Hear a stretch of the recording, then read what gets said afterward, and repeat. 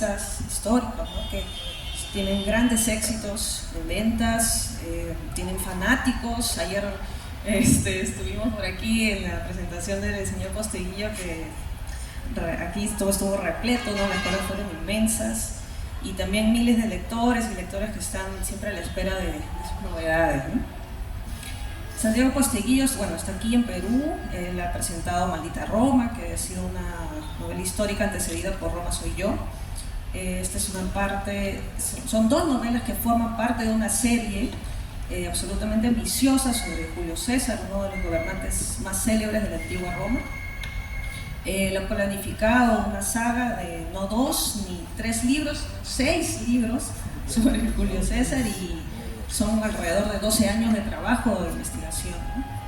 Es un escritor, según la data que ofrece la editorial, de más de 4 millones de lectores, ¿no? A mi derecha está Rafael Dumet, es el autor de La espía del Inca, ¿no? Que remeció realmente el panorama literario del Perú. Es una novela que ha sido calificada como la gran novela contemporánea peruana, ¿no? El politólogo Alberto Vergara dijo que parece una transcripción de un largo chuponeo al incario. Salango es el espía del Inca y Dumet es el espía del incanato. Bueno, Dumet ha escrito una novela que se lee como si se estuviera interpretando un enorme equipo. Es magistral, realmente. El espía del Inca, súper recomendable.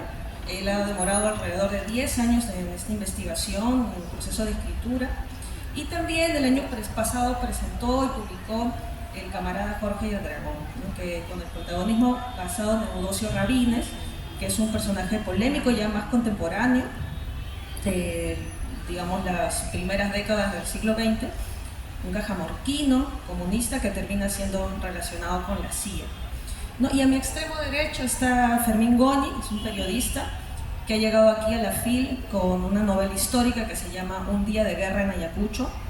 Es la batalla, como sabemos, la batalla decisiva de nuestra independencia del Perú, y que cae a pelo en este contexto del bicentenario que estamos celebrando este año de 1820, por la batalla de Ayacucho en 1824, y que precisamente es el tema de la feria, ¿no? Edición bicentenaria.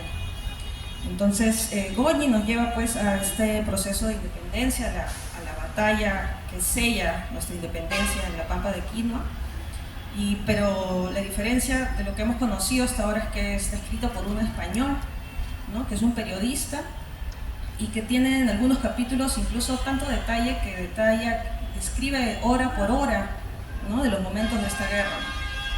Es una novela que está cobrando también mucho interés en Latinoamérica, porque se conoce muy poco de nuestras guerras de independencias en distintos países, ¿no? Y alrededor del mundo, y lo están notando también. Este libro también preciso para los momentos que estamos viviendo en el país, en Latinoamérica.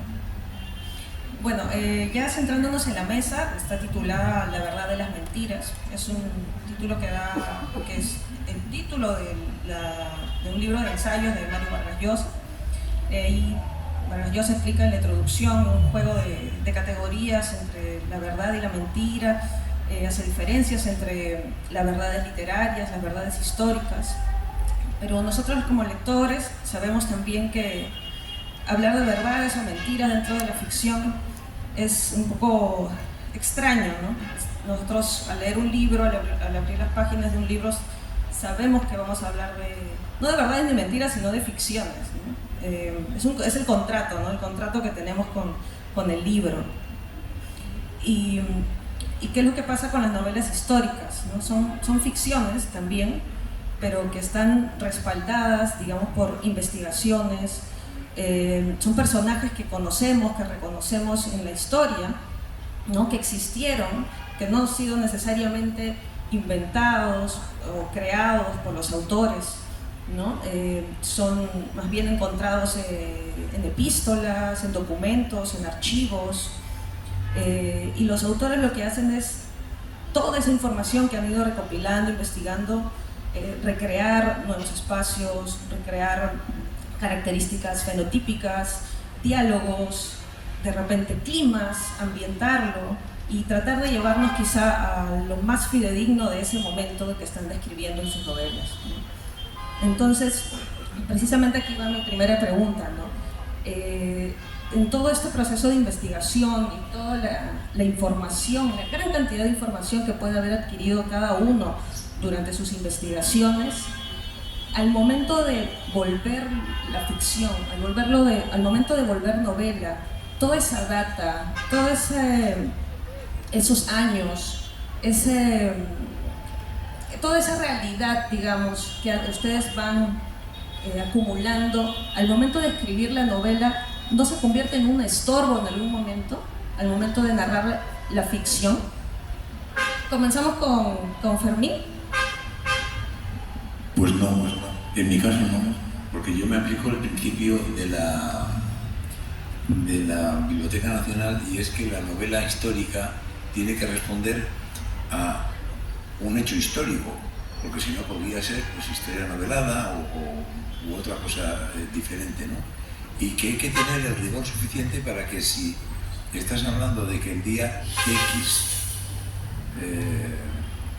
sucede lo que suceda, ¿no? Y los personajes son A, B y C, es que ese día efectivamente ocurrió eso, porque de lo contrario, o sea, si no hay rigor,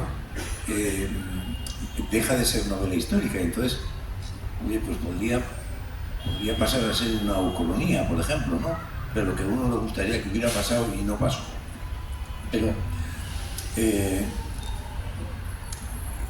sabiendo que teníamos este conversatorio de hoy, he hecho una prueba y voy a leer nada más un párrafo. He hecho una prueba con inteligencia artificial, con el chat GPT o chat GPT y Géminis, ¿no? Y me ha dado una clave, yo la sé, pero en fin, me ha dado una clave que es la siguiente. Y dice, habla de los retos de las novelas históricas son, pues, la investigación. Los que estamos aquí lo sabemos bien, porque mira que le hemos dedicado años a los temas nuestros, ¿no? Porque esa es una de las cuestiones que al final del proceso uno acaba siendo pues prácticamente un experto, ¿no? Hay que dedicarle mucho tiempo. Bueno, veracidad, que lo que se cuente sea veraz, aunque los diálogos te los inventes. Empatía. Y luego dice responsabilidad, y quiero llegar a esto.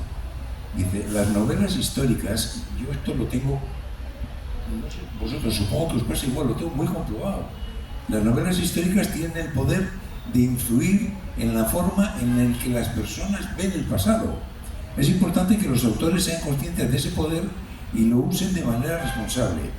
Deben evitar glorificar la violencia o el odio y promover valores como la tolerancia, la comprensión y la justicia. Esto no es mío, esto es de ChatGPT. Digo, bueno, pues resulta que ha acertado bastante en el planteamiento, porque al final, como la historia es ardua y es difícil, la historia con H mayúscula, y nosotros somos una especie de paleontólogos, o bueno, en fin, pues vamos buscando, ¿no?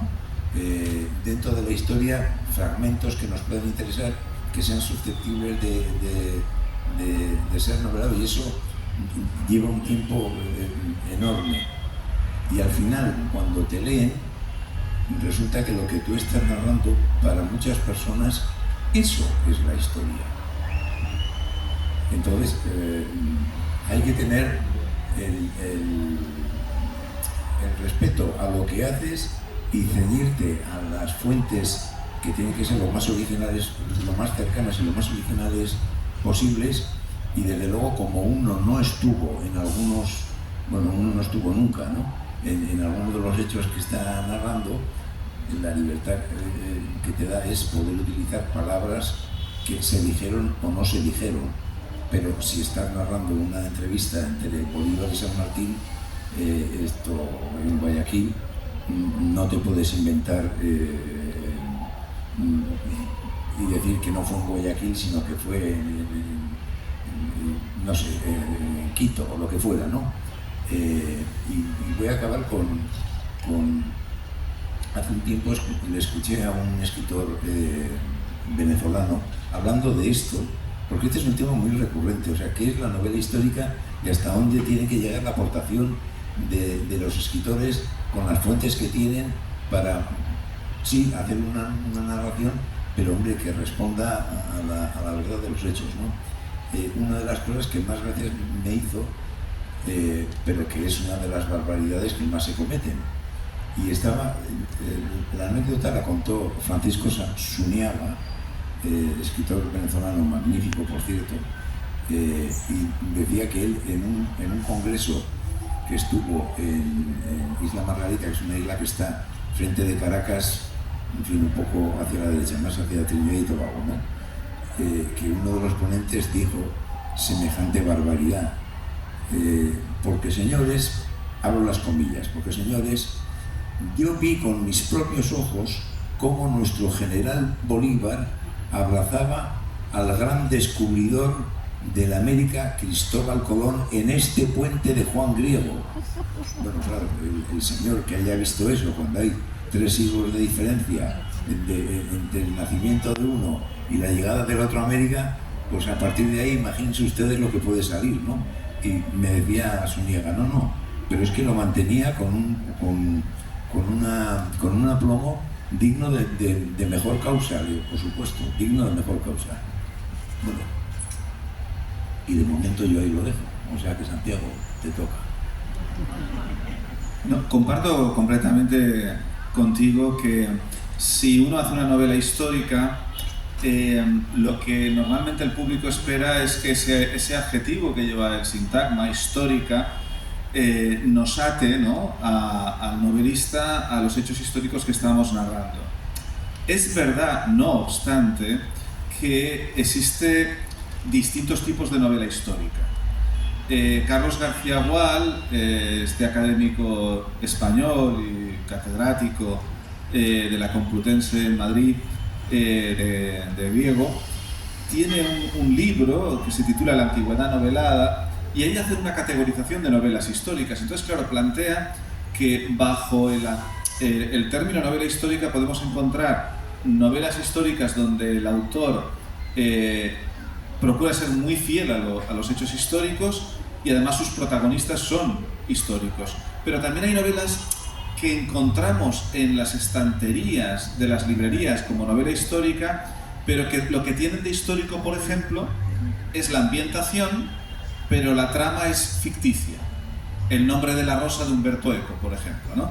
Es histórica porque la ambientación de la época medieval es magnífica, pero esa serie de asesinatos se la ha inventado, ¿no? Pero siempre la novela histórica tiene que tener un componente que nos ate, ¿no?, al hecho histórico o a la época que estamos recreando. Y ahí coincido plenamente contigo. El tema ¿es el dato histórico un estorbo para el novelista o no lo es? Aparentemente lo sería, en la medida en que te ata la imaginación. Yo recuerdo que el autor español Juan Eslava Galán me decía que cuando él hace una novela histórica, en vez de documentarse mucho antes de escribir, que yo creo que nosotros, me da la sensación, somos de esa tendencia, ¿no?, de esa escuela, nos documentamos mucho y luego a partir de la documentación escribimos. Rafael, me corriges si lo haces de otra forma, pero Juan Eslava dice, yo prefiero a veces documentarme un poco para que mi imaginación no esté tan atada. Hago la novela, dice, eso sí, luego reviso más en detalle la historia, no sea que llevado por mi imaginación haya cometido alguna barbaridad histórica, ¿no? O sea, luego él no quiere saltarse la historia. Pero también a veces el aparente estorbo histórico le puedes dar una vuelta y es una ayuda, utilizando, por ejemplo, elementos de ironía dramática. La ironía dramática quiere decir que el lector sabe más de los personajes, de lo que les va a ocurrir a los personajes de tu novela, que el propio personaje. Y me explico. Claro, y ahora voy a lo mío, ¿no?, a Roma. Cuando yo narro en Maldita Roma el nacimiento de Cleopatra y tengo a Julio César con 30 años, el lector de pronto se sorprende de que la diferencia de edad de esos dos personajes sea de 30 años. ¿Por qué? Ironía dramática. Porque la mayoría de los lectores, y si no, el que no lo supiera, le acabo de hacer un spoiler, ¿no?, sabe que César y Cleopatra van a acabar juntos.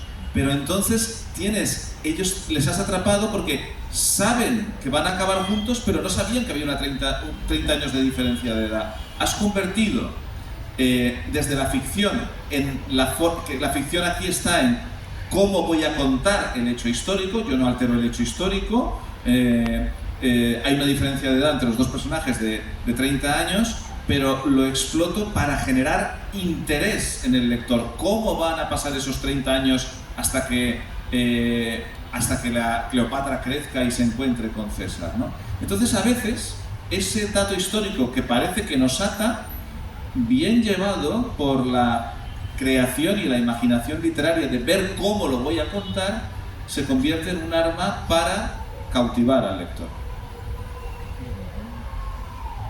A ver, vamos a ver si se me escucha bien. Sí.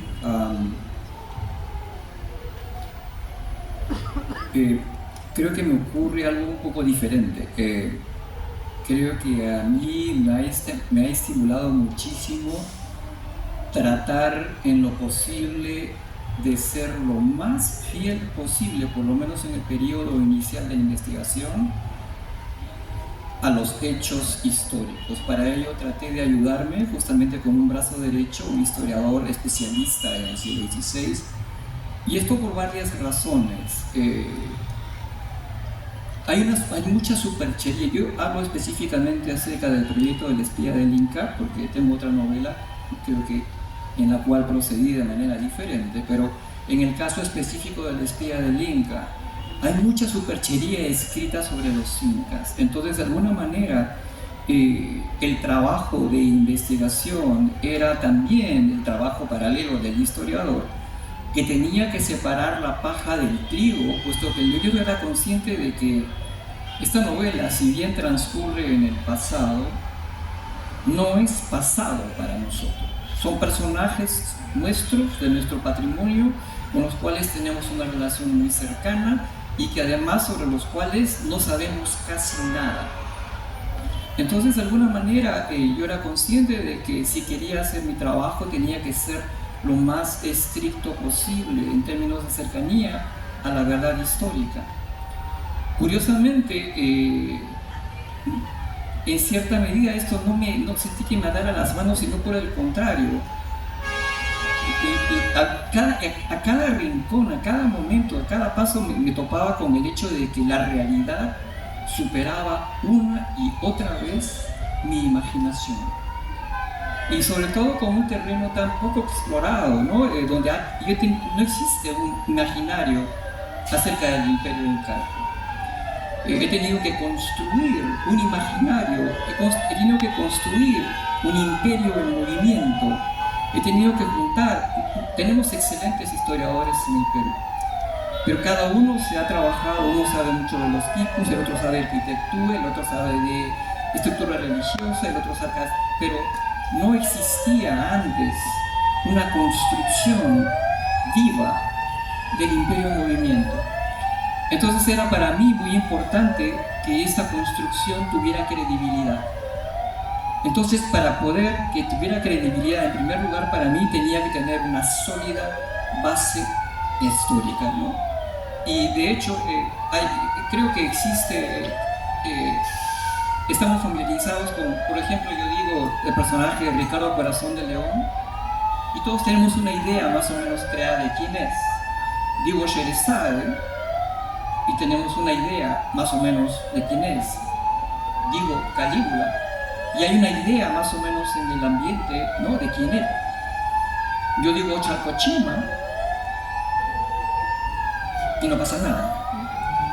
Entonces había que construir todo imaginario, y yo sabía que Luis Natario, el peruano, estaba realizando un acto de confianza en mí, de que yo estaba trabajando realmente con sus fuentes, ¿no? Entonces yo soy consciente de que no solamente estaba trabajando con la memoria viva de la gente de los Andes de Cusco, sino de Cajamarca, de Ayacucho, de Puno, de Piura, y tenía que estudiar la memoria de cada uno de ellos para poder convencerlos de que mi construcción había hecho mi teoría con esta construcción, era digamos, creíble, ¿no? Entonces, a lo que voy es simplemente esto, que realmente por una parte yo tenía esta necesidad de ceñirme a la verdad, por una parte para adquirir credibilidad, pero por otra parte porque todo lo que yo fui encontrando era realmente fascinante, era nuevo. En mucha más de una ocasión, la verdad histórica solucionó problemas dramáticos que yo tenía. Y bueno, por otra parte, para terminar, yo era muy consciente de que esta novela, que se marketeaba como histórica, que se presentaba como histórica, en realidad era una novela familiar, es decir, una novela que hablaba de nuestros ancestros, además proporcionando información que no había sido previamente vehiculada en ninguna otra parte de manera conjunta. Entonces, soy consciente que en otra circunstancia, en otro tipo de proyecto, en otro tipo de novela histórica, había procedido de manera diferente, pero aquí, por lo menos en tenía que realmente ceñirme muchísimo a los hechos, ¿no? Eso, por supuesto, ya hablaremos un poco más de en qué medida he construido, pero bueno, por ahora eso es todo, ¿no? Precisamente hablando de ser conscientes de lo que se está escribiendo, yo quería saber eso, ¿no? Si ustedes son conscientes de la creación que están dando al público, a los lectores, al momento de escribir una novela basada, digamos, en hechos reales, ¿no? En personajes con los que probablemente hemos crecido en el colegio, que son parte de nuestro imaginario: Julio César, Bolívar, Atahualpa, ¿no? Entonces, al momento de leer sus novelas, nosotros, los lectores, las lectoras, creamos cierta familiaridad hacia ellos, ¿no? Digamos que dejan de ser esos héroes, heroínas, intocables, ¿no? Para volverse, ¿no? Parte de nuestra lectura, de nuestra cotidianidad. Lo vemos acá como un holograma, ¿no? Entonces, para dar algunos ejemplos, ¿no? En la novela de Fermín, vemos a un Bolívar que puede estar saltando, gritando vivas cuando recibe la carta de Sucre, ¿no? Cuando se llega a la victoria, ¿no? Vemos también a un Julio César, por ejemplo, que puede ser muy senador, puede ser muy poderoso, pero también puede ser regañado por su mamá cuando comete errores, ¿no? O también a Atahualpa, ¿no?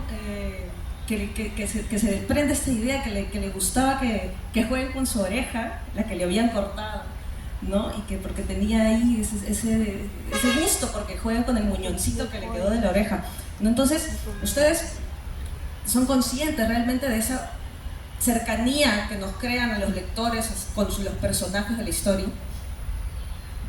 Mira, ¿se escucha bien? Sí. A mí me sucede, y supongo que a vosotros os sucede lo mismo, que cuando el personaje es tan potente, el personaje acaba siendo tú. Lo llevas las 24 horas del día aquí y sueñas con él a ver, estamos hablando de periodos históricos distintos. Diferentes.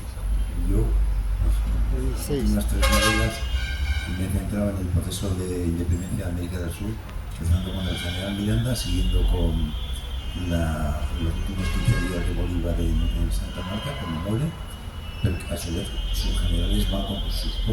sus pocos generales van contando cómo se inicia aquella guerra. Y la última novela es esta, Un día de guerra en Ayacucho, que la batalla, como sabéis todos los que estáis aquí, pues dura menos de 3 horas. La de Junín, 45 minutos, y no se dispara poco, ¿no? Para hacerle hablar a Bolívar, yo me he leído las 12.000 páginas de la correspondencia de Bolívar, la que recibe y la que envía. Bolívar era capaz de dictar varias cartas a la vez, aparte era ambidiestro, o sea, y firmaba la de la izquierda porque era la que había acabado antes, ¿no? Y volvía. Eso lo cuenta él, no lo cuento yo, eso lo cuenta él, y firma con la derecha a la otra. Bueno, durante ese tiempo, primero fui Miranda, y luego ya fui Bolívar, y luego ya fui Bolívar más Sucre, y durante un tiempo ha sido San Martín también. yo no me he podido quitar a los personajes pero vamos, ni en sueños, de verdad, ni en sueños. Y me había propuesto nunca más una novela histórica porque nos lleva... ¿Cuántos años nos lleva? ¿Cuántos años nos lleva hacer una novela? Pues, hay un mínimo de 5 años, ¿no? De documentación, en fin, de tratar de llegar con un conocimiento lo suficientemente extenso para que luego lo sintetices en forma de una novela para que el que lo lea pues entienda exactamente lo que tú querías contar, ¿no? Claro, en ese periodo de tiempo puedes hacer a novela por año. No me voy a poner como Juan Madrid, que una vez me dijo que esto era capaz de escribir una novela en 30 días, pero bueno, se pueden hacer 5 novelas del género negro, por ejemplo, ¿no? Pero lo nuestro no. Lo nuestro es vivir con el personaje. Esto me lo dijo un día a mí Rosa Montero hace muchos años. Rosa Montero es una escritora española que alguno conoceréis, ¿no? Supongo. Bueno, Rosa y yo hemos trabajado muchos años juntos en Madrid, en el diario El País, somos fundadores los dos. Y me dijo, no, tú lo vas a llevar en la chepa, me dijo, o sea, aquí, en la espalda. Y no te lo vas a quitar hasta el día que acabes. Bueno, pues eso que me parecía una butada, o sea, me parecía que era una exageración, resulta que es cierto. Vives con el personaje y duermes con el personaje, hasta el punto de que, como quería decir antes, pero he hecho una salida de la autopista y vuelvo otra vez a la autopista, me prometí que no iba a escribir nunca más una novela histórica. Pero en mi cabeza llevaba mucho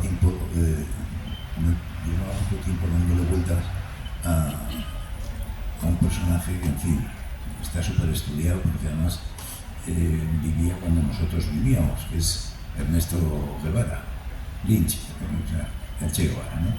Y yo lo que he hecho es la fase final de él, y en eso estoy.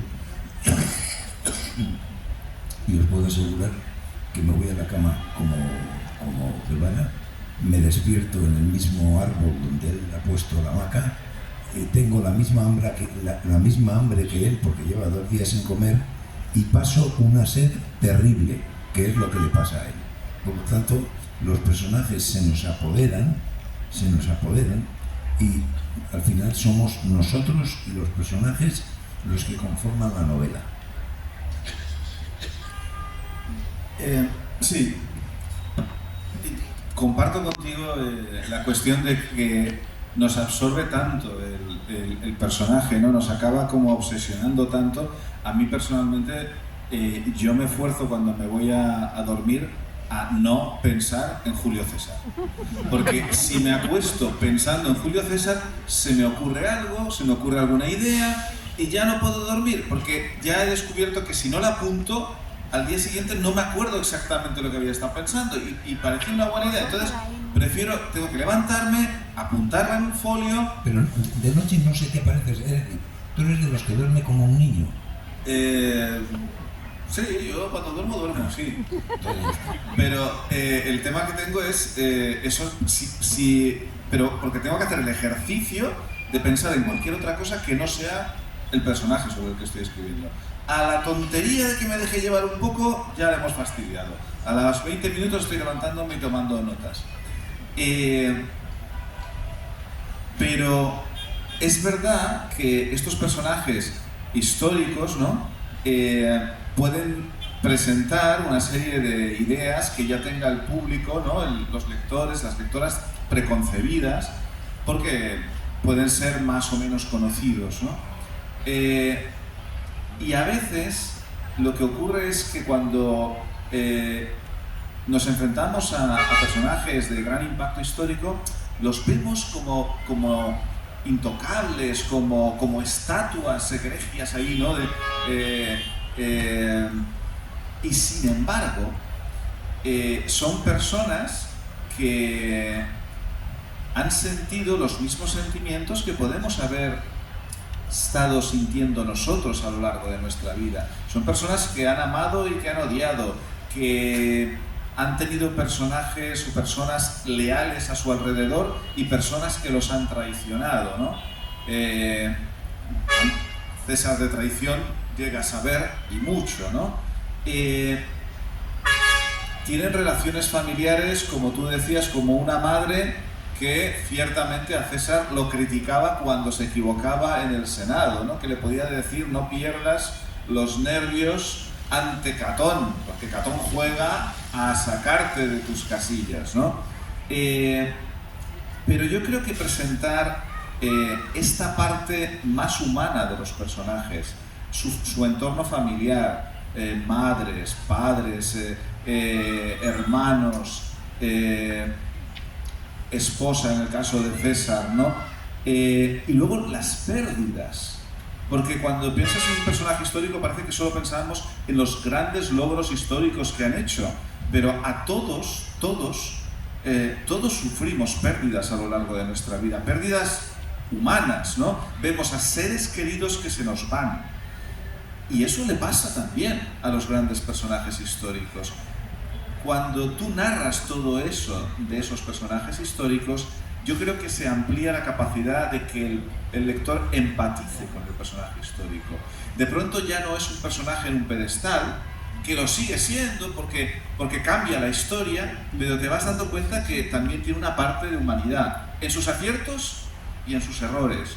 Y eso es lo que creo que contribuye a diferenciar el ensayo de la novela histórica, ¿no? En algo que apunté ayer, en el ensayo histórico te explican la historia, pero en la novela histórica tenemos que hacer que el lector viva la historia, y la puedes vivir humanizando al personaje histórico. Yo vengo del mundo del teatro, pienso que todas las personas que vienen del mundo del teatro son sospechosas. Porque tenemos una obsesión, yo tengo una obsesión, voy a dar en primera persona, particular en ponerme en el lugar de los demás. Y esta obsesión, cuando estoy trabajando, por ejemplo, a un personaje o a un grupo de personajes, prácticamente absorbe toda mi vida. Yo trato de ponerme en todo momento, tratar de comprender hasta las últimas consecuencias, cómo sienten, cómo piensan, por qué hacen lo que hacen, qué motivación los guió. Ninguna persona obedece a una sola motivación, y además esta compañía constante es, bueno, las personas que son mis familiares, que viven conmigo, padecen esto, saben perfectamente de qué estoy hablando. Entonces, vivir constantemente con esos personajes es una obsesión particular mía, casi una enfermedad, y la verdad que el hecho de verlos todos los días, de estar todos los días con ellos y ellas, hace que uno se vacune contra cualquier intento reivindicativo. Es decir, yo no sé, me parece obvio que no estamos lidiando con héroes puros, con heroínas puras, sino con personajes de carne y hueso, que realizaron en algunos casos acciones gloriosas, admirables o desgraciadas, nefastas, pero que en el fondo no se diferencian mucho de nosotros. Claro, hay un intento de comprender su cosmovisión, el background cultural que tienen, las experiencias infantiles, y bueno, sí, es verdad que en mi caso concretamente soy un obsesivo de construir cronologías, crear perfiles psicológicos, establecer órdenes de los eventos, etcétera, etcétera, etcétera, lo cual no necesariamente debe funcionar para todo escritor, pero sí creo que esto proviene, en mi caso, de cierta patología, creo yo, así que eso hay que decir. La palabra obsesión se ha mencionado varias veces en el panel, y bueno, profundicemos un poquito sobre eso, ¿no? La labor, digamos, de ustedes como novelistas, que también tienen su lado de historiador, precisamente perseguir el dato, ¿no? Es una ambición detectivesca por encontrar la fecha. Estoy casi segura que encuentran el dato y se van a la fuente, y de la fuente siguen profundizando. Y yo quisiera saber, que me hablen de esas obsesiones y, digamos, cuál ha sido lo más obsesivo, o entiéndase como riguroso, que han ustedes hecho durante su carrera como novelistas históricos. ¿Qué ha sido lo más obsesivo o lo más riguroso que han hecho durante su carrera para alcanzar ciertos datos o cierta información? Pues no lo sé.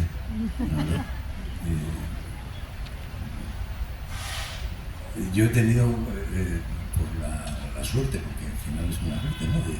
de poder elegir a un personaje como Bolívar, que 200 años después de muerto, bueno, 200 años se cumplirán en el año 30, ¿no?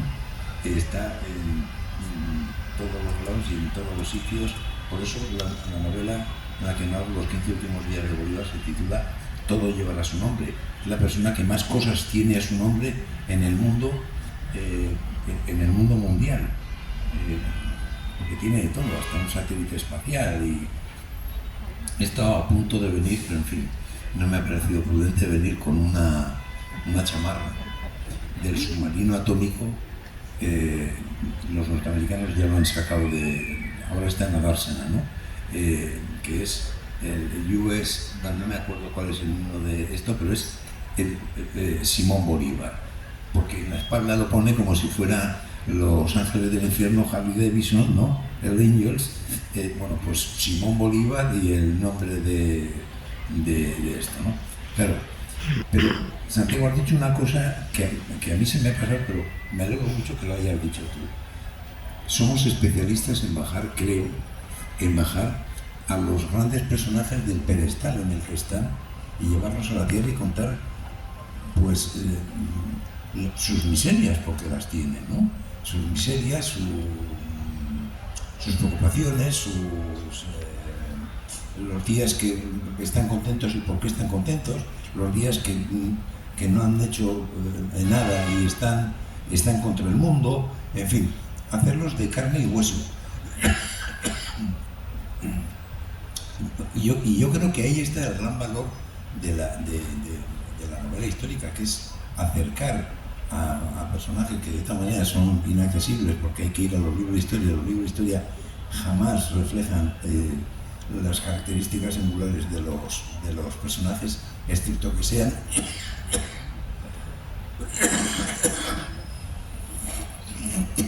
perdón, no hay manera de quitar esta tos. Esto, excepto que sean características, pues no sé, le falta un brazo, por ejemplo, ¿no? Y esto es muy fácil decirlo y es muy difícil hacerlo. O sea, los personajes que tratamos nosotros, como todas las personas, son personas y tienen debilidades. Pueden tener fortalezas, tienen debilidades. Que noche me está dando mis datos. En fin, tienen debilidades. Y nosotros que las descubrimos, pues los bajamos del caballo de la Plaza Bolívar, de la ciudad que sea, y les hacemos andar por la calle y vemos que Simón Bolívar, que aparece en todos los sitios, en todas las fotografías, como si fuera pues una persona de mi estatura, yo soy alto, ¿no? Pues he tenido un zapato de él en mis manos y es esto, talla 36, niño de no sé, 12 años más o menos, ¿no? Talla 36, era una persona muy pequeñita, y sin embargo pues cruzó 8 veces los Andes, y lo que hablábamos antes, cuando uno viene en avión y llega a Lima y ve lo durísima que es la cordillera, o sea, porque la cordillera son todo quebradas, y se la imagina, si viene en una época en la que no nieve, todo nevado, y se imagina a personas que van sin calzado, sin zapatos, que decían ellos, ¿no? Que van descalzos, pero ¿cómo es posible que hicieran hazañas de semejante estilo? Bueno, las hicieron, por eso nos gustan y por eso escribimos sobre gente como ellos. Sí, con relación a lo obsesivos que nos podemos poner, ¿no? con el detalle histórico, por ejemplo, yo creo que el tema de viajar a los lugares, a los emplazamientos que vamos a recrear, creo que es algo que compartimos los tres. O sea, yo tengo muy claro que no me atreveré nunca a escribir una novela de Ayacucho, porque aquí el señor Fermín Goñi ha ido no sé cuántas veces y lo conoce todo perfectamente. El otro día, cuando en las firmas me dicen, ¿no? ¿Y por qué no escribes sobre tal o sobre cual? ¿No? Pues por ejemplo, me han sugerido varias veces, ¿no? Que escriba, cuando venga a Perú, que escriba sobre los incas. Entonces, el otro día nos pasaron tu novela y mientras yo firmaba, mi pareja, pues, que es una lectora voraz, se puso a leer El espía del Inca y cuando se me acerca y me dice, cariño, de los incas tú no escribas, ¿no? O sea, porque como este hombre no lo vas a hacer. Y eso está claro que lo que muestra es que compartimos todos una obsesión por empaparnos por completo del entorno de nuestros personajes, ¿no?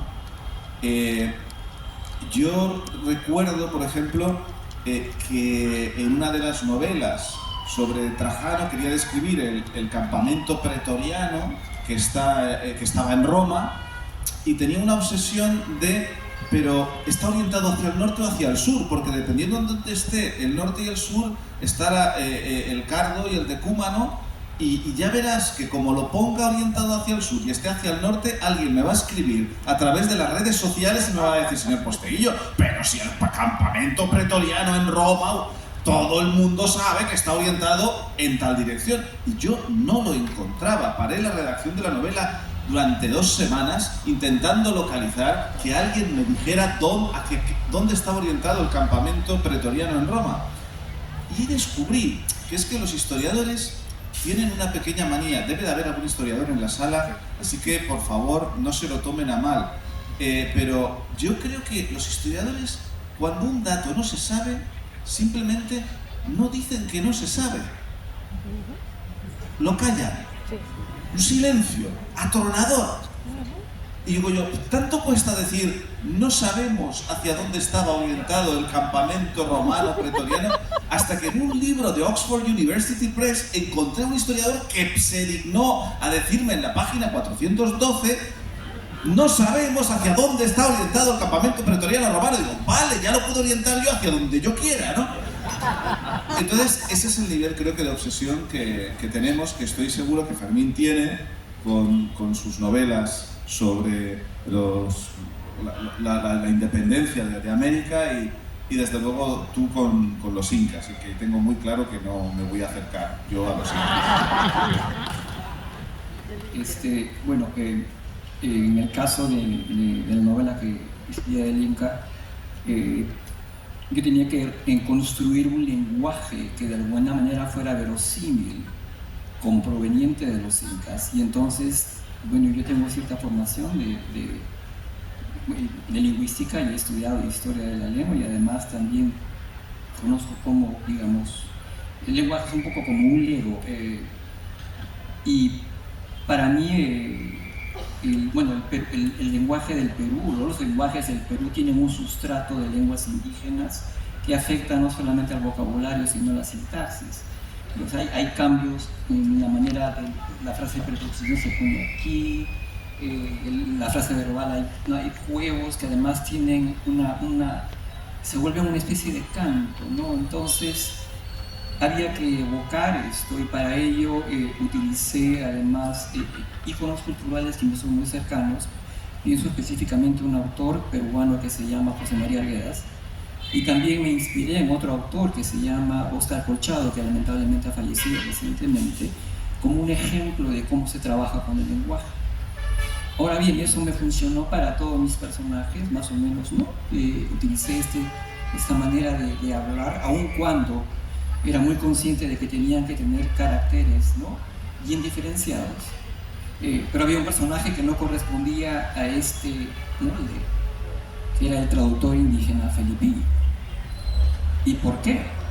Porque el traductor indígena Felipillo, él es un traductor más o menos un chiquillo, que había vivido en las costas actuales de Ecuador o del norte del Perú, y él había sido secuestrado por los españoles más o menos en 1526-27, cuando tenía posiblemente 11 años, 12 años. Había vivido en España por 4 o 5 años, y luego, o sea, solamente había escuchado español durante 4 o 5 años, y muy probablemente había olvidado su lengua de origen, que ni siquiera era el quechua, porque el quechua era una lengua como una especie de lengua franca que utilizaban sobre todo los funcionarios. Entonces, la ironía era que este personaje al que le habían encargado realizar las traducciones entre dos civilizaciones, entre el quechua y el español, no hablaba quechua. Entonces, había que construirle un lenguaje, y el lenguaje que construí, y a eso me refiero con el mayor reto que tuve, fue construir un lenguaje de español del siglo XVI, trufado de peruanismos y trufado de alguna pequeña inserción de sintaxis procedentes de lenguas indígenas, ¿no? Y para ello, bueno, leí exhaustivamente la Celestina, que además había sido publicada justamente en una época que podía haber la primera edición, es 1499. Hice lo propio con el Amadís de Gaula, que fue publicado en 1508, o sea que era completamente verosímil. O sea, básicamente lo que hice fue robarme expresiones, aprenderme refranes, ver además, rastrear cada uno de estos textos de manera, con una perspectiva lingüística. Hice lo propio con las cartas dictadas por Francisco Pizarro a sus secretarios, Sámano y Jerez, y que han sido publicadas por el historiador peruano Guillermo Bono Villena. Hice lo propio con la historia de Agustín de Zárate, hice lo propio con la historia de César de León, y construí un diccionario que aparece en el libro de Mazatlán, de expresiones en lenguas en español antiguo. Ese ha sido el mayor desafío que he tenido, de construir el lenguaje de este personaje y además hacerlo verosímil, ¿no? Y crear no solamente un lenguaje, sino crear un personaje que hable así. Y sí, creo que algunos lectores se han quejado un poquito de que los he torturado con esas secciones en las cuales él habla, pero todo creo que era en aras de la credibilidad, y sobre todo comenzando por la mía, ¿no? Entonces, digamos que ese es el reto que he tenido, ¿no? Bueno, para ir terminando con las preguntas y pasar a las preguntas del público, brevemente, ¿en qué momento ya ustedes dicen basta de recaudar información, basta de investigar y ponte a escribir, ¿no? ¿En qué momento deciden comenzar con la narración, o es un paralelo, hacen la investigación mientras están escribiendo, narrando? ¿Cómo ha sido ese proceso? Y si lo pueden explicar brevemente para pasar ya a las preguntas del público. Yo creo que hay las dos posibilidades. O sea, empezar antes de haber acabado de leer todo lo humano y lo divino, y la otra es empaparte de todo, acabar prácticamente loco, y entonces en algunos de los casos haber perdido el oremus, es decir, no sabes exactamente lo que tienes que contar. Eso sucede, de verdad, sucede. Por lo tanto, lo mejor es hacerse un guión desde el comienzo, luego ya lo irás cambiando. Eso que decía el Gabo, García Márquez. Lo más importante es la arquitectura. La arquitectura, él se refería a diseñar por capítulos en hojas. Él utilizaba unas A3, y entonces ir describiendo qué es lo que, haciendo una síntesis de qué es lo que vas a contar en cada uno de los capítulos, y luego con bolígrafos de colores hilando. Bueno, la verdad, yo que le traté bastante, o sea, y he visto manuscritos de él de este estilo. Bueno, manuscritos, o sea, la arquitectura que decía él. Y yo decía, pero luego tú eres capaz de saber exactamente lo que querías lo que estabas apuntando, luego eres capaz de traspasarlo a la novela. Y me dijo, sí, lo que pasa es que a mí la novela, o sea, a mí la arquitectura me sirve para tener la visión general. Luego viene la visión particular y luego viene la visión diaria. Y luego, mira, cada día, él decía, cada día tiene su afán. Bueno, pues es verdad. Cada uno tiene su manera, su forma, pero desde luego si no tienes un método, por elemental que sea, un método, el que sea, ¿no? He visto gente que va, o sea, escritores que tienen un archivador de los antiguos con unas fichas así, en fin, tal. Yo soy de los de hojas A3 y voy explicándome yo a mí mismo todo lo que quiero contar y luego a lo mejor al final no es así, ¿no? Varias, ¿eh? Y bueno, en el caso de Ayacucho, claro, todos los planos, mi mujer que está aquí lo puede decir, yo tenía la cartografía de 1824 y la cartografía actual, ¿no? Para tratar de no volverme loco, y me volví loco porque no era capaz de reconocer zonas que parecía que eran claras porque por ahí había un río y ahora resulta que no había río, no había nada, ¿no? Pero bueno, sí se puede decir una cosa, al final se sale de todo porque para eso está la imaginación. Podrá salir de una manera más afortunada o menos afortunada, y desde luego tienes que salir de una manera que el lector no sepa nunca que tú has estado metido en un laberinto, ¿no? Que eras parte de un ovillo, ¿eh? Y no hay manera luego de soltar para quedarte tú solo, ¿no? Lo repito, cada uno tiene su procedimiento y hay unas veces que es mejor arrancar, porque si no acabas esquizofrénico, y hay otras veces que tardas más en arrancar, pero hombre, siempre partes ya de una buena base que ya tienes investigada y desde luego de la idea original, y si no, o sea, olvídate porque no harás nada.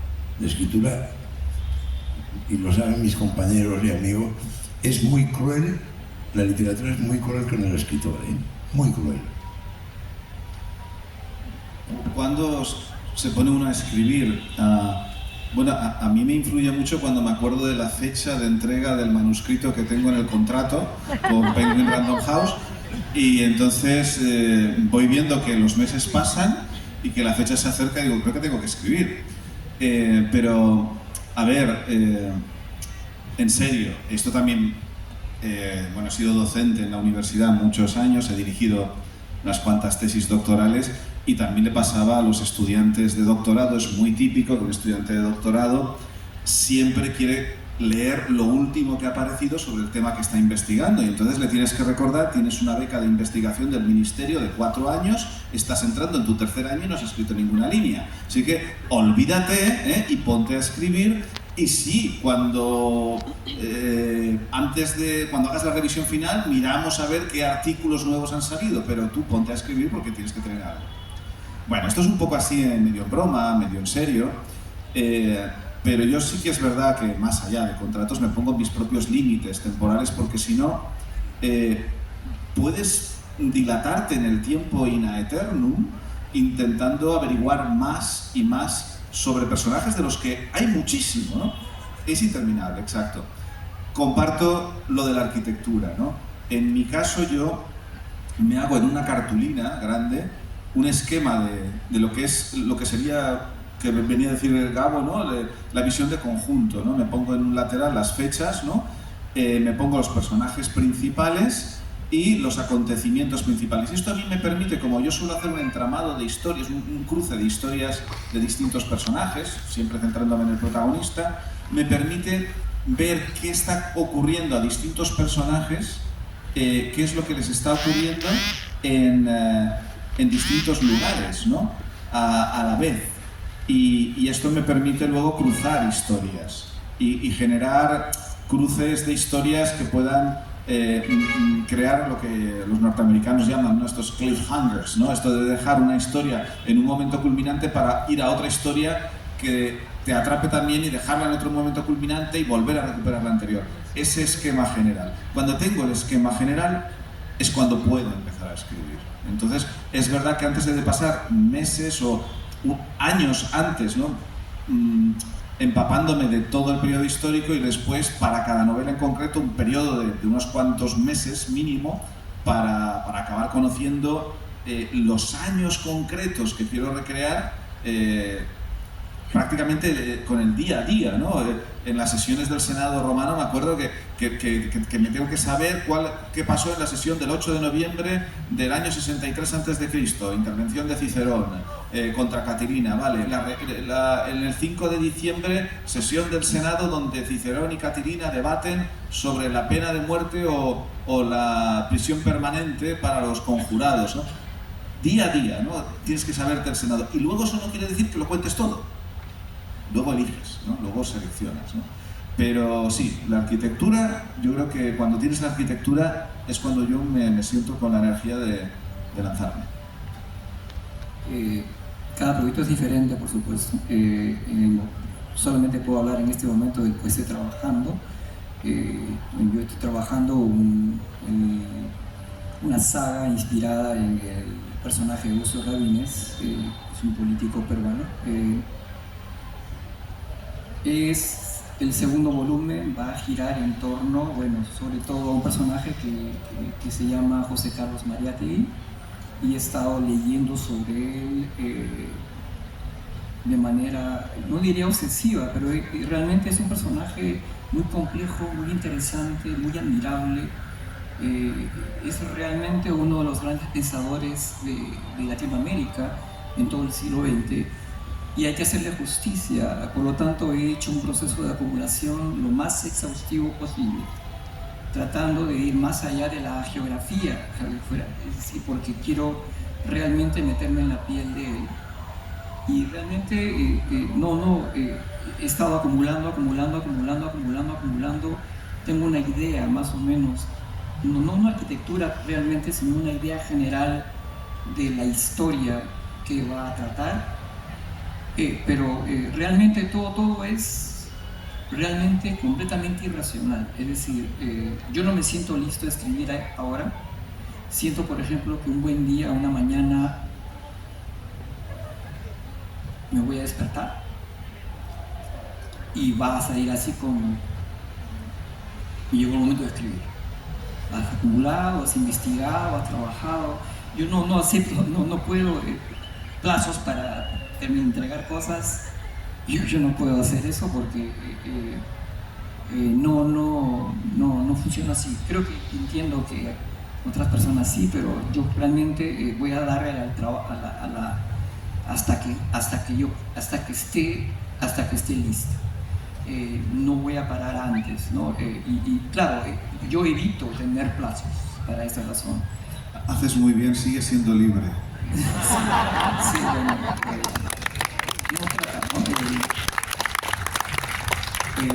creo que quiero evitar cualquier tipo de coerción también, así que yo creo que es bastante, sí, pero de manera muy racional aquí, ¿no? Muchas gracias. Ahora pasamos a las preguntas del público, por favor.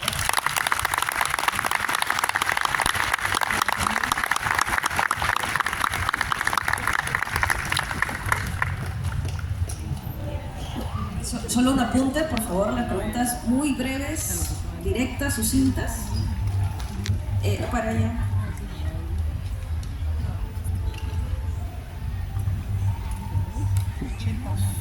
¿Qué tal? Buenas noches. Soy Antonio Sotelo, vengo de Barranca, fascinado por la ponencia. La pregunta es, primero anteceder rápidamente, como vine de Barranca, está a 6 horas de aquí. He llegado un poco tarde, no he escuchado la primera parte, espero que no hayan tocado el tema sobre el cual les voy a preguntar. Quisiera saber cómo influye la técnica en el desarrollo de la novela que están escribiendo. Si es que esa técnica ustedes la eligen, la seleccionan, o tal vez como el mismo personaje, que yo sé que cuando lo crean muchas veces se vuelve independiente. Entonces quisiera saber si ustedes la técnica que emplean para desarrollar la novela histórica la seleccionan primero o la van desarrollando poco a poco.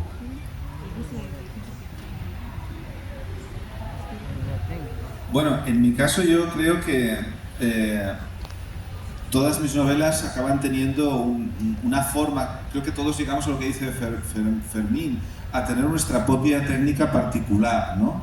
Ahora bien, en mi caso, y puede que vosotros también, no lo sé, lo podéis compartir o no, en mi caso sí que luego para cada novela pienso en una estructura concreta, en qué si la voy a contar como la anterior o voy a introducir variaciones que en mi caso no suelen ser variaciones ni estilísticas ni en la forma de documentarme, suelen ser variaciones estructurales, es decir, de que cada novela, compartiendo un estilo y una misma base potente documental, pueden tener una estructura distinta. Eso sí que lo puedo ir variando de una novela a otra. Por ejemplo, la primera de César Roma soy yo,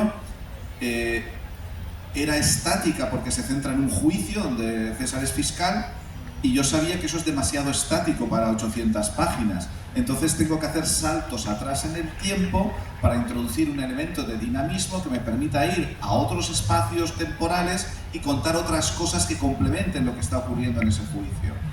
Cuando voy a Maldita Roma no necesito esos saltos temporales porque en la cronología de hechos que voy a contar es tan intensa que me basta con hacer saltos en el espacio, ir a distintos escenarios y cruzarlo. Es decir, mantengo un mismo estilo, una intensa documentación, pero dos novelas con estructuras distintas.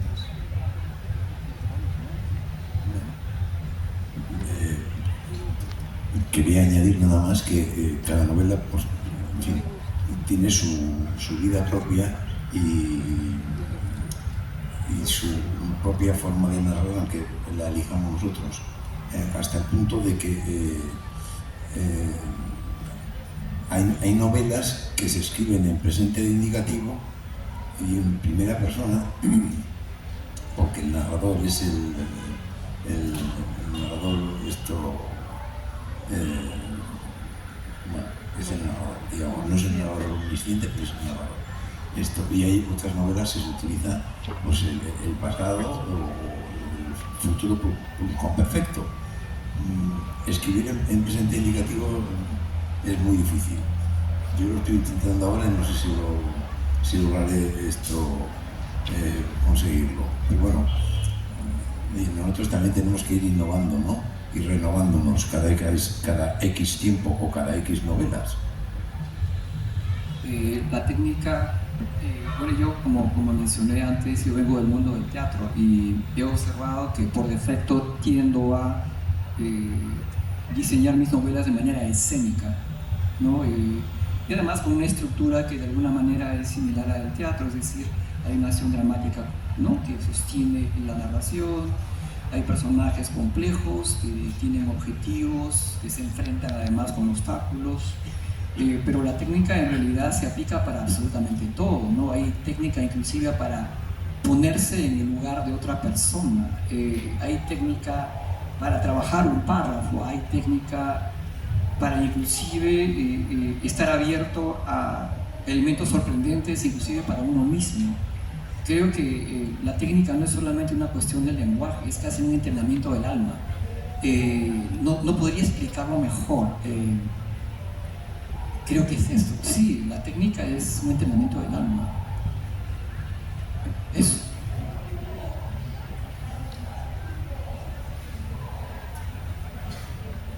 Buenas noches, me llamo Ernesto.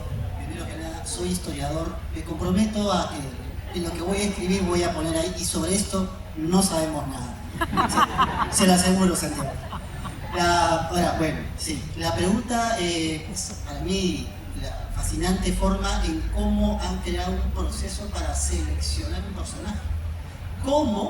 ¿Cómo crean el proceso para seleccionar a un personaje del cual además cada uno de ustedes va a aprender no solo del personaje, sino van a aprender de ustedes mismos? Si entiendo bien lo que está planteando es un poco cómo seleccionamos los personajes sobre los que escribimos, si va por ahí.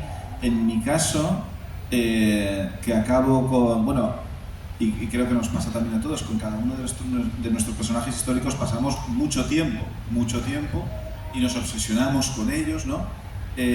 Yo he de seleccionar, en mi caso, personajes que admire, porque pasarme mucho tiempo con un personaje, por ejemplo, que me pareciera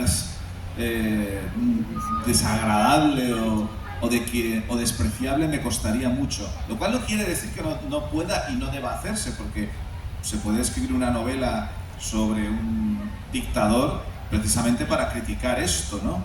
Pero a mí me costaría mucho, ¿no? Y yo prefiero que mi protagonista sea una persona que admire por algo o por muchas cosas.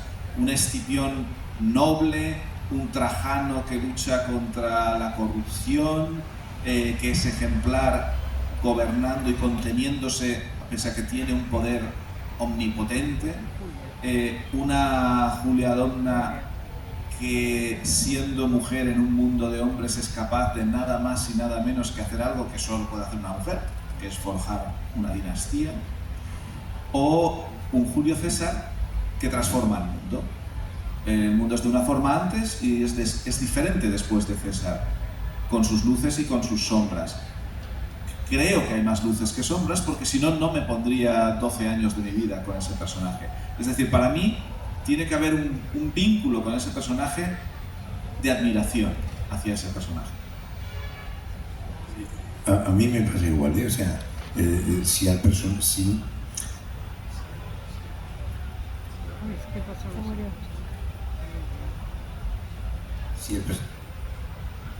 Si el personaje no te atrae, es muy difícil que tú luego seas capaz de escribir sobre el personaje para que atrape a otras personas diferentes a ti, ¿no?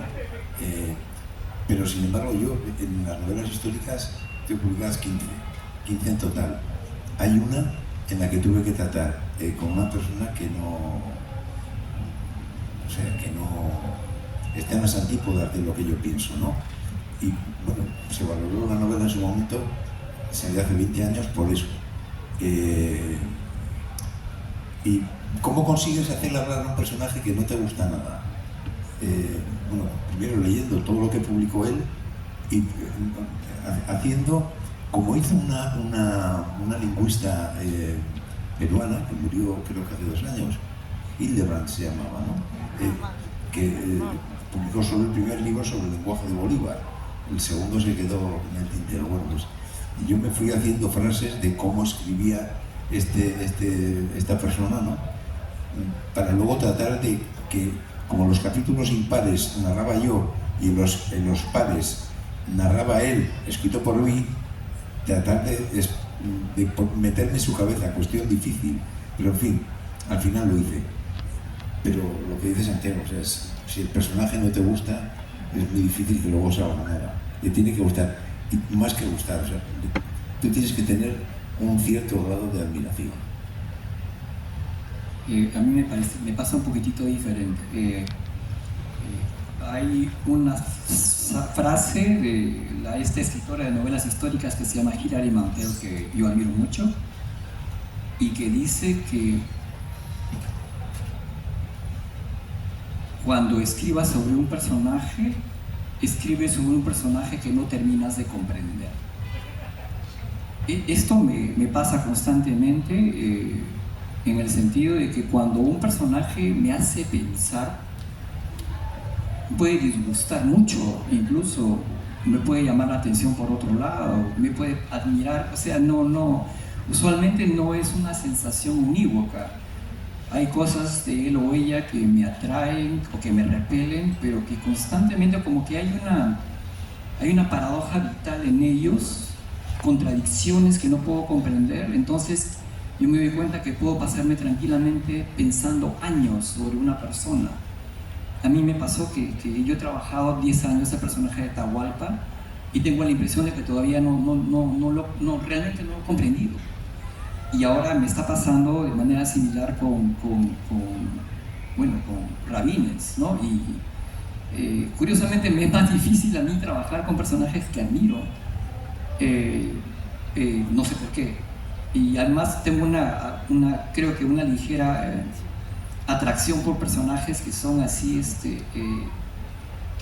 digamos, que ven los subterráneos de la historia, ¿no? Que a veces un poco sórdidos, ¿no? Pero una vez más eso posiblemente obedece a la patología que ya mencioné, ¿no? Así que eso sería todo.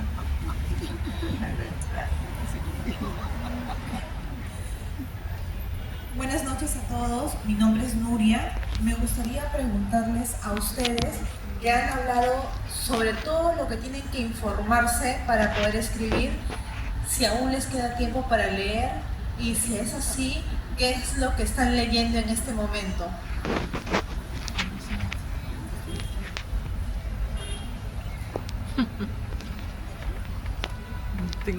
Mira, cuando estás en el proceso en el que ya... porque no hemos hablado de una cosa y es cómo empiezan las novelas. O sea, en mi caso por lo menos, o sea, hay un momento en el que hay una conjunción astral y empiezo ese día, ¿no? Generalmente suele ser cuando en noviembre, ¿no? Y a partir de ahí, pues ya, en fin, hasta que llegas al final. Perdona, porque por contar esto se me ha olvidado lo que habías preguntado. ¿Qué estás leyendo? ¿Qué estás leyendo? ¿Qué estás leyendo? ¿Y qué estás leyendo mientras estás escribiendo? En mi caso, más del personaje. O sea, es auténtico sadomasoquismo.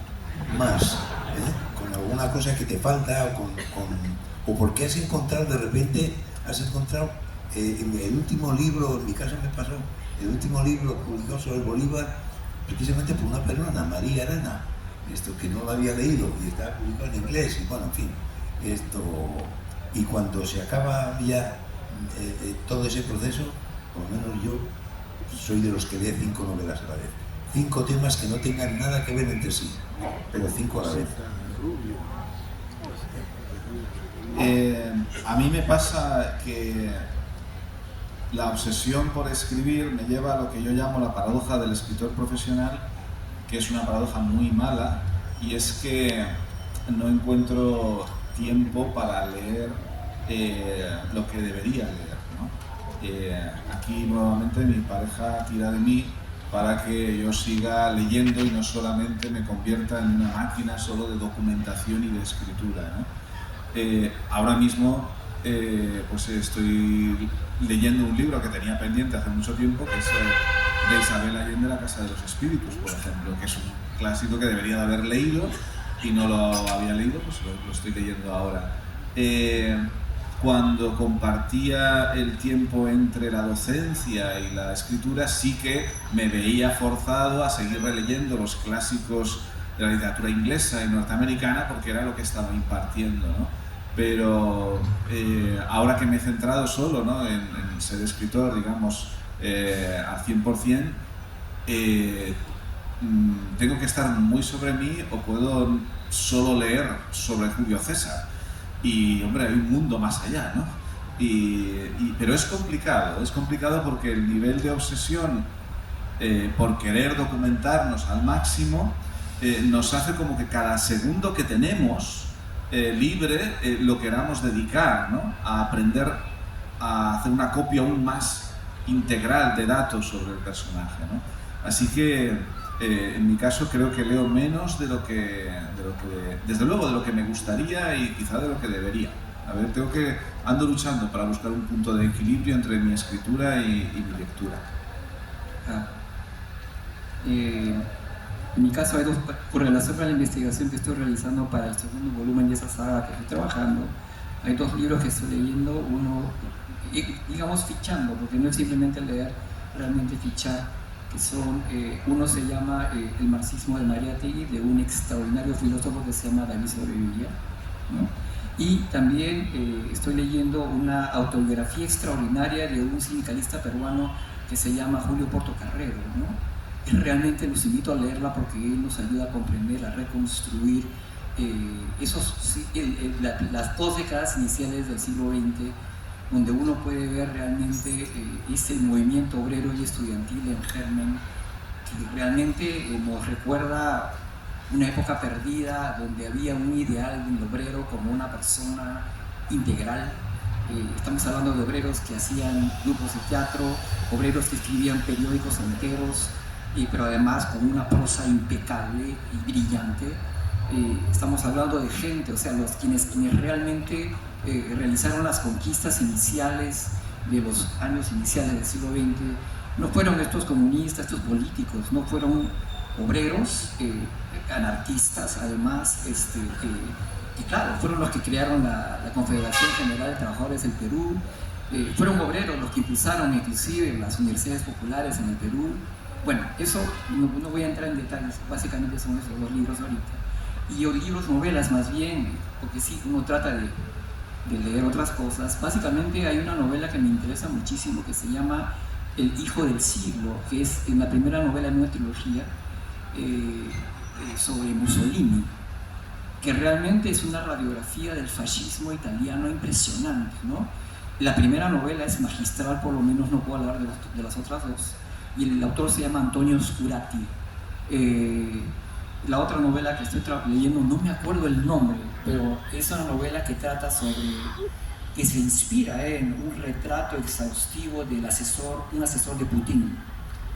Un asesor de Putin que había caído en desgracia y nada, simplemente alguien, un periodista, lo entrevistó exhaustivamente por varios meses y escribió esta novela cuyo nombre lamentablemente no recuerdo, pero que realmente es fascinante, ¿no? Eso por ahora, ¿no? Prohibido entrar sin pantalones, creo que muchas gracias a todos y a todas. Desde la Cámara Peruana del Libro les agradezco al señor Fermín Goñi, a Santiago Poseguillo y a Rafael Dumet, y también a Diana González Obando por habernos acompañado en esta tan interesante conversatorio. Espero haya sido de provecho para ustedes, lectores, lectoras, escritores, escritoras.